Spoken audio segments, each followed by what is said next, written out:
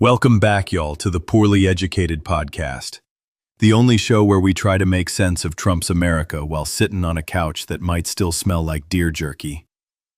Today we're talking about October 3rd, 2025, a day where Trump didn't just play politics, he played demolition derby with the whole dang government. And let me tell you, he ain't racing for pink slips, he's racing for democracy itself. Buckle up. Crack open a Mountain Dew, and let's dive right into this redneck roller coaster. Segment 1. The shutdown is a golden opportunity. So here's the deal, folks.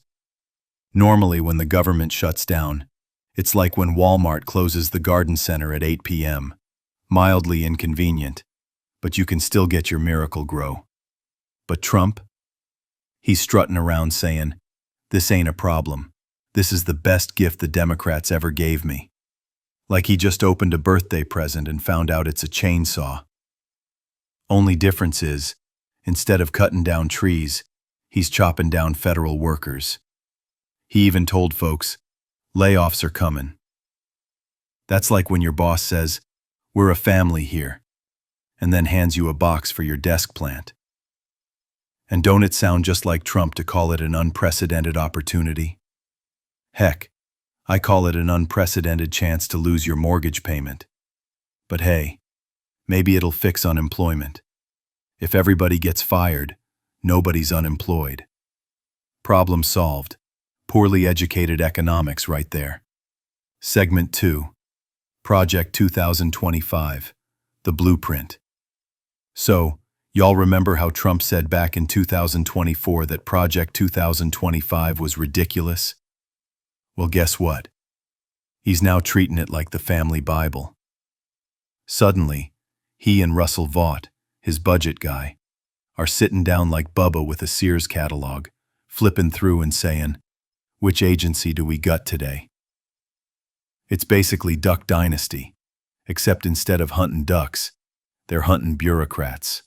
This Project 2025 thing wants to wipe out agencies like the Department of Education, which, as a poorly educated podcast, I gotta admit, if schoolin' was optional, I probably would have skipped straight to fishin' full-time. But maybe that's the plan. Less book learning, more blind loyalty. Like Trump's making America into a one-room schoolhouse where the only subject is Trump 101. Segment 3.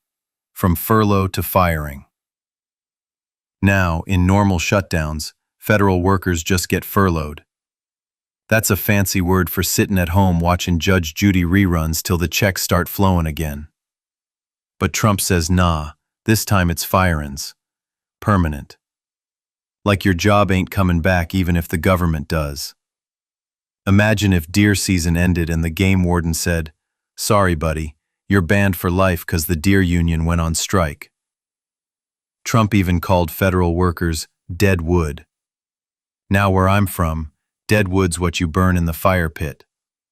So I guess Trump's cooking marshmallows on democracy right now. S'mores, anyone? Don't worry, the chocolate's paid for with tariff dividends. More on that later. Segment 4.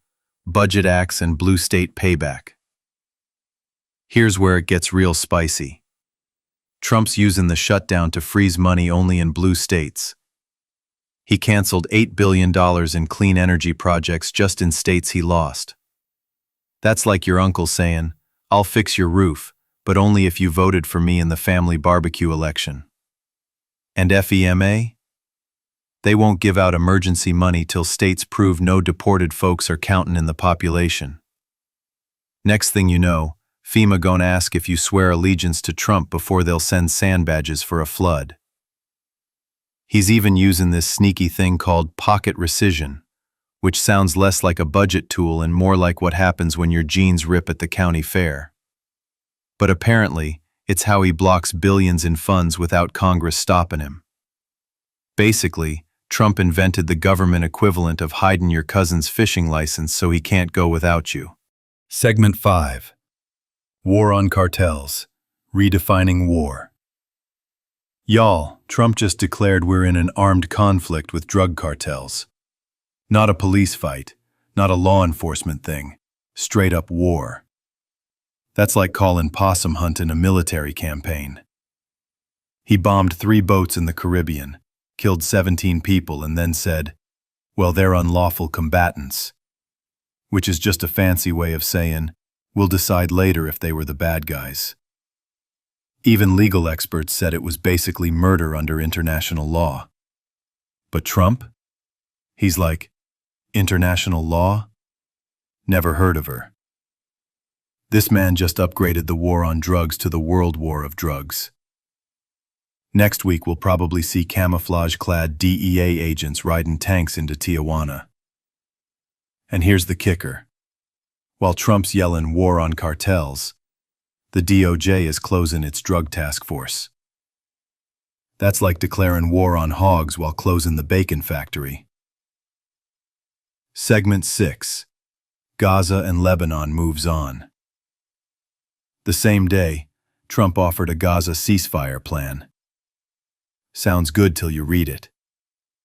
Hostages swapped, Hamas disarmed, Israel pulls back, and then Trump creates a board of peace where he, yes he, chairs the whole thing with Tony Blair sitting by his side like a British sidekick.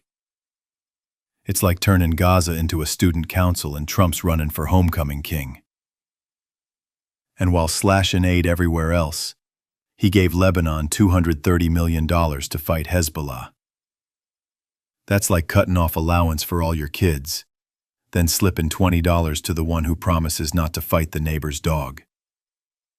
It's diplomacy, Trump style. Chaotic, flashy, and just a little bit barbecue sauce on the tie. Segment 7. Higher education hostage-taking. Now let's talk college. Trump sent a memo to 9 big universities saying, sign my compact for academic excellence, or kiss federal money goodbye. It's like a mafia shakedown, except instead of protection money, it's tuition freezes and standardized testing. He wants schools to get rid of departments that punish conservative ideas. Which is funny, because when I was in school, the only department punishing me was the cafeteria lady who said no seconds on tater tots. And he wants to cap international students at 15%. So if you're from Canada studying agriculture, tough luck, buddy. You'll have to learn corn from TikTok. California already said no way. Newsom basically told Trump, our schools ain't signing your loyalty oath. Which means we're now living in a world where Gavin Newsom gets to cosplay as the rebel in Footloose. Segment 8. Economy, tariffs, and Trump checks. Now, y'all know shutdowns cost big money. $7 billion a week, $400 million a day in lost wages. That's like buying a fleet of monster trucks just to park them in a swamp. But Trump's saying don't worry, because tariffs are making so much cash we'll all get checks in the mail. $1,000, maybe $2,000, straight from Trump. Forget Biden bucks, this is Trump checks. He says tariff revenue will hit $1 trillion a year. Which is like me saying my YouTube Deer Call channel will buy me a yacht. Spoiler alert, it won't. But the base eats it up. They're already dreaming of buying new camo recliners with their Trump dividend. Meanwhile, farmers get a new $10 billion bailout because of tariffs in the first place. So it's like Trump punched you in the face, then gave you an ice pack, and told you to thank him for the medical care. Segment 9. The memes and deep fakes. And of course, no Trump days complete without some social media chaos. He posted AI deep fakes making Democrats look like fools. Russ Vogt was the Grim Reaper, Hakeem Jeffries got slapped with a racist caricature, and VP J.D. Vance said it was funny. Which is rich, because the only thing funny about J.D. Vance is that he still thinks folks buy his books instead of using them to start campfires. Civil rights groups are fuming, but Trump knows memes are the currency of modern politics. Forget bills and budgets. If you can make Nancy Pelosi look like a piñata on TikTok, You just won the week. So there you have it, folks. October 3rd, 2025 wasn't just another day. It was Trump's demolition derby of democracy. He shut down the government, fired workers, waged war on cartels, strong-armed colleges, and promised to pay us off with tariff checks. It's like a redneck county fair where the Ferris wheels broke, the corn dogs are free if you swear loyalty, and the demolition derby ain't cars, it's the Constitution. And here on the Poorly Educated podcast, we'll be sitting front row with funnel cake, watching the sparks fly.